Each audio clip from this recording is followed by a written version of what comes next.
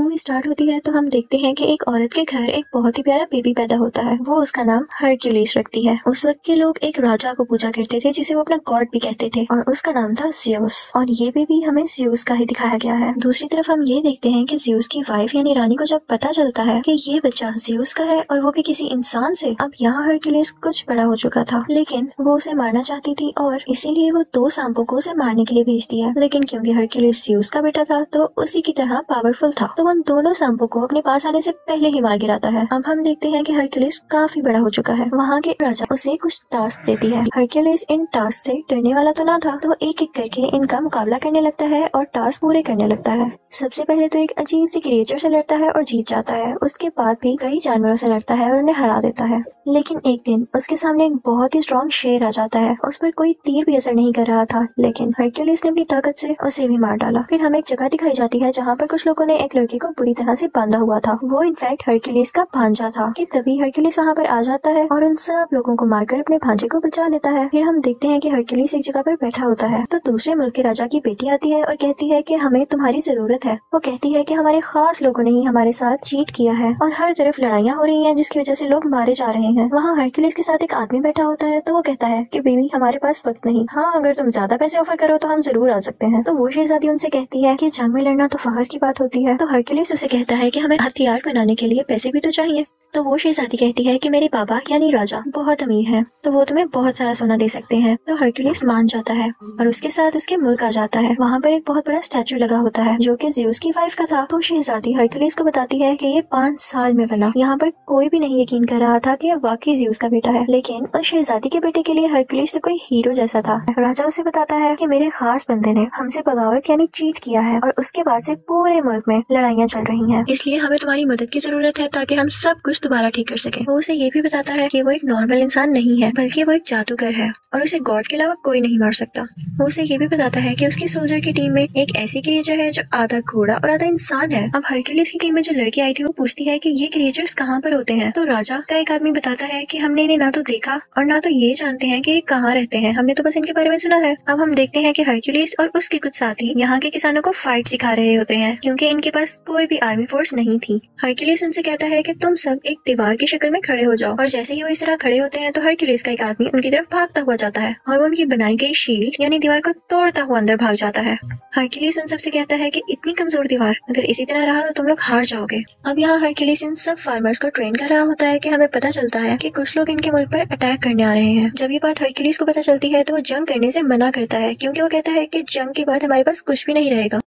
लेकिन वहाँ का राजा कहता है कि हम जितनी जल्दी लोगों को खत्म करेंगे उतनी जल्दी ही हमारे मुल्क में सुकून हो जाएगा। अब रात में हम देखते हैं कि शहजादी का वही बेटा जो हरक्यूलिस को अपना हीरो मानता था वो उससे मिलने के लिए आता है। वो उससे कहता है कि मुझे आप बहुत अच्छे लगते हैं और मैं भी बड़ा होकर आपकी तरह ही बनूंगा। यहाँ हम देखते हैं कि हरक्यूलिस किसी जानवर के दांत का लॉकेट अपने गले से उतार कर उस बच्चे के गले में डाल देता है। वो उसे बताता है कि ये मैं अपनी बेटी को देना चाहता था लेकिन अब तुम्हें दे रहा हूँ। अब सब लोग उस तरफ जा रहे थे जहाँ पर इन लोगों ने दुश्मन राजा का मुकाबला करना था। रास्ते में ये लोग देखते हैं कि एक जगह पर कटे हुए सर लटके हैं। तो राजा उन्हें बताता है कि वो यहाँ पर हमसे पहले पहुंच चुका था और हमें डराने के लिए उसने यहाँ के लोगों को मार दिया। हरक्यूलिस कहता है कि हम यहाँ से पैदल जाएंगे और सब चलने लगते हैं, लेकिन हरक्यूलिस नोट करता है कि ये डेड बॉडीज आज की नहीं बल्कि कई दिन पुरानी है और ये उनके लिए एक साजिश थी, उनका ध्यान इधर उधर करने के लिए। और तभी हम देखते हैं कि चारों तरफ एक कबीले के कुछ लोग आ जाते हैं। हरक्यूलिस काफी हैरान होता है कि हम तो इनकी मदद कर रहे हैं और ये उल्टा हमें ही घेरे हुए हैं। फिर हमें पता चलता है कि दुश्मन राजा एक जादूगर था और वही इन लोगों के दिमाग को भी कंट्रोल किया करता था। यहाँ पर ये कबीले वाले हरक्यूलिस और उसकी टीम यानी साथियों पर हमला कर देते हैं। इन सब में बहुत लड़ाई होती है और हरक्यूलिस बहुत अच्छी तरह से इनका मुकाबला करता है और सबको मार गिराता है। अब यहाँ का राजा काफी परेशान हो जाता है क्योंकि उसके सिपाही मारे गए थे। हरक्यूलिस उसे कहता है कि मैंने तो आपसे पहले ही कहा था कि अभी ये सब ठीक नहीं है, मुझे अभी भी उनको कुछ सिखाना था। तो राजा उसकी बात मान लेता है, लेकिन हम देखते हैं कि हरक्यूलिस अब बहुत परेशान रहने लगा था और रातों को भी जागता था। वो ख्वाब देखता है कि उसकी फैमिली मर चुकी है और उसे अपने ख्वाब में 3 मुंह वाला क्रिएचर भी दिखाया जाता है। हरक्यूलिस के आदमियों में से एक आदमी उसे कहता है कि यहाँ आने से पहले मैंने ऐसी क्रिएचर से बात की जो कि कोर्ट की बात सुनकर इंसानों तक पहुँचाती है और फ्यूचर के बारे में भी बताती हैं और उन्होंने तुम्हारे बारे में ये कहा कि तुम्हें अपना इनकम्प्लीट काम पूरा करना होगा। लेकिन हरक्यूलिस बहुत परेशान था तो इस बात पर इतना ध्यान नहीं देता। हरक्यूलिस की एक बीवी और 3 बच्चे थे और उसके बच्चों को मार दिया गया था जिसका कसूरवार भी उसे ठहराया गया और इसी वजह से उसे अपने मुल्क से भी निकाल दिया गया था। खैर ये सब लोग दुश्मन राजा की तरफ पहुंच जाते हैं। देखने से तो ये लग रहा था कि जिन फार्मर्स को हरक्यूलिस ने थोड़ी बहुत लड़ाई सिखाई थी वो ठीक से लड़ नहीं सकेंगे और हार जाएंगे, लेकिन लकीली वो ये जंग जीत जाते हैं। फिर हम देखते हैं कि वो दुश्मन राजा हरक्यूलिस की तरफ बढ़ता है ताकि उसे मार सके। तो हरक्यूलिस फौरन से उसका घोड़ा गिराकर उसे कैद कर लेता है। कैद करने के बाद वो उसे राजा के पास ले जाता है। वो दुश्मन राजा कहता है कि तुमने मुझे बिला वजह कैद किया है, मैंने तुम्हारे मुल्क का कुछ नहीं बिगाड़ा। तो हरक्यूलिस कहता है कि अगर तुमने नहीं किया तो फिर किसने किया है। तो दुश्मन राजा उनसे कहता है कि तुम जरा खुद सोचो, जिस राजा के लिए तुम लड़ रहे हो अगर वो इतना ही अच्छा और ताकतवर है तो उसकी फौज उसके साथ क्यों नहीं है,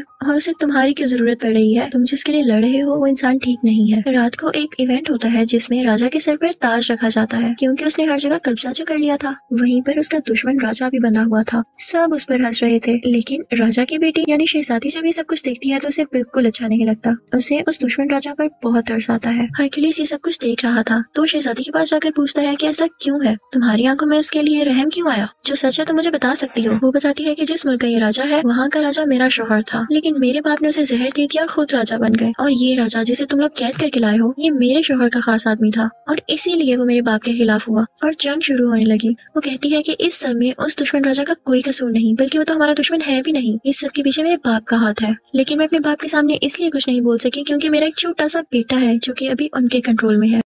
और वो उससे कहती है कि मेरे बेटे को यहाँ से ले जाओ और उसे अपनी तरह की ट्रेनिंग दो। यहाँ राजा का खास आदमी आता है और हरक्यूलिस से कहता है कि आपको राजा ने याद किया है। अब हरक्यूलिस राजा के पास जाता है तो राजा उससे कहता है कि मैं बहुत खुश हूँ कि तुमने आम इंसानों और किसानों को अपनी जंग के तरीके सिखाकर उन्हें जितवा दिया, और देखो आज मैं राजा हूँ। अब आगे से वो लोग दूसरे लोगों को लड़ाई के तरीके सिखाएंगे और आहिस्ता आहिस्ता मैं पूरी दुनिया पर कब्जा कर लूंगा, और ये सब तुम्हारी वजह से हुआ है, तो क्या तुम मेरे खास आदमी बनोगे। हरक्यूलिस सुनकर मना कर देता है तो राजा कहता है कि ठीक है, जैसे तुम्हारी मर्जी, ठीक है मैं तुम्हें सोना देता हूँ और उसके बाद तुम यहाँ से चले जाना, और मैं राजा बन चुका हूँ तो मुझे तुम जैसे लोगों की अब क्या जरूरत है। अब हरक्यूलिस और उसके साथी वहाँ से अपना सोना लेकर चल पड़ते हैं कि तभी वो देखता है कि उसके आसपास गाँव के लोग खड़े हैं। वो लोग काफी उदास दिख रहे थे। दरअसल वो नहीं चाहते थे कि हरक्यूलिस जाए क्योंकि हरक्यूलिस ने उन्हें रहने के तरीके जो सिखाए थे। हरक्यूलिस जैसे ये देखता है वो अपने सोने की थैली फेंकता है और कहता है कि मैं यहीं रहूंगा क्योंकि यहाँ के लोगों को मेरी जरूरत है। हरक्यूलिस का एक साथी कहता है कि आप क्या कर रहे हैं, हमें अपना सोना मिल चुका है और हमें यहाँ से निकलना चाहिए। लेकिन हरक्यूलिस के बाकी साथी भी अपना सोना फेंक देते हैं और हरक्यूलिस के साथ ही रुक जाते हैं, सिवाय उसी एक साथी के। वो अपना सोना लेकर वहाँ से चला जाता है। अब हरक्यूलिस के साथी सीधा राजा के कमरे में आते हैं, लेकिन राजा के आदमी इन सबको घेर लेते हैं। यहाँ शहजादी और उसका बेटा भी होते हैं। अब राजा का खास आदमी उसे बताता है कि आपकी बेटी हरक्यूलिस को कह रही थी कि मेरे बेटे को अपने साथ ले जाओ। ये सुनते ही राजा अपनी बेटी से उसके बेटे को छीन लेता है। यहाँ पर राजा का एक आदमी हरक्यूलिस पर अटैक करता है जिससे वो बेहोश हो जाता है, और जब उसे होश आता है तो वो देखता है कि वो बड़ी बड़ी जंजीरों से बंधा हुआ है। और तभी वहाँ पर उस मुल्क का राजा आ जाता है जहाँ पर हरक्यूलिस बड़ा हुआ था। हरक्यूलिस ने हमेशा उसका साथ दिया और उसके लिए कई जंगें लड़ी, लेकिन यहाँ पर इसने भी चीट किया और उसी बुरे राजा के साथ एग्रीमेंट कर लिया कि हम मिलकर दुनिया पर कब्जा करेंगे। वो अपने साथ 3 भेड़िए भी लाया था और उनके पास बिल्कुल वैसी थी जैसी हरक्यूलिस को ख्वाब में आया करती थी। वो सोचता है कि जब मेरी बीवी और बच्चों की डेथ हुई तब भी सेम ऐसी आवाजें मुझे आती थी, तो इसका मतलब इसके पीछे भी इन्हीं का हाथ था। हरक्यूलिस उनसे पूछता है कि आखिर तुम्हारा ऐसा करने के पीछे वजह क्या थी। तो उस मुल्क का राजा जहाँ हरक्यूलिस बड़ा हुआ था वो हरक्यूलिस से कहता है कि मुल्क के राजा हम थे, लेकिन तुम्हारे कारनामों और बहादुरी की वजह से सब लोग तुम्हारा नाम क्यों लेते थे। हमारे पास इसके अलावा और कोई ऑप्शन ही नहीं थी और हम तुम्हें भी नहीं मार सकते थे, और हमने इल्जाम भी तुम पर इसीलिए लगाया था कि उस मुल्क के लोग तुमसे नफरत करने लग जाए और सिर्फ हमारा नाम लें। ये सुनकर हरक्यूलिस को बहुत गुस्सा आता है, लेकिन जंजीरों से बंधा होने की वजह से वो नहीं हिल पाता। अब यहाँ हम देखते हैं कि वो राजा सबको एक एक करके मारने का प्लान कर रहा था और इसके लिए सबसे पहले वो अपनी ही बेटी को मारने लगता है। ये देखकर हरक्यूलिस घबरा जाता है तो उसका साथी उससे कहता है कि तुम कर सकते हो, अगर तुम हिम्मत हार गए तो हमारा क्या होगा। ये सुनते ही हरक्यूलिस में काफी हिम्मत आती है और वो उन जंजीरों को तोड़ देता है और खुद को आजाद कर लेता है। वो फौरन भागकर उस शहजादी के पास जाता है और उसे बचा लेता है। अब वो 3 भेड़िए हरक्यूलिस की तरफ आते हैं और उस पर अटैक कर देते हैं, लेकिन हैरानी की बात यह है कि वो उन तीनों को मार देता है। वो अपने साथियों को और उस बेचारे राजा को, जिसको ये लोग दुश्मन समझ रहे थे, आजाद कर देता है। अब वो दोनों बुरे राजा यहाँ से भाग गए थे, लेकिन हरक्यूलिस किसी तरह से उस राजा को पकड़ लेता है जिसके मुल्क में वो बड़ा हुआ। वो उसे उसी के खंजर से मार देता है, बिल्कुल उसी तरह जैसे उसने इसकी फैमिली को मारा था। इसके बाद वो अपने साथियों को लेकर महल चला जाता है। वो देखता है कि राजा बहुत ज्यादा फौज के साथ खड़ा है और एक आदमी ने शहजादी के बेटे के गले पर खंजर रखा हुआ है। राजा हुक्म देता है कि इस बच्चे को मार दिया जाए, लेकिन तभी वो आदमी वहाँ पर आता है जो हरक्यूलिस का साथी था और सोना लेकर वहाँ से चला गया था। वो फौरन से तीर से उस आदमी को मार देता है जो कि उस बच्चे को मारने वाला था। वो सब उस छोटे बच्चे को बचा लेते हैं, लेकिन अब उस दुश्मन राजा की पूरी फौज इन पर अटैक करने लगती है।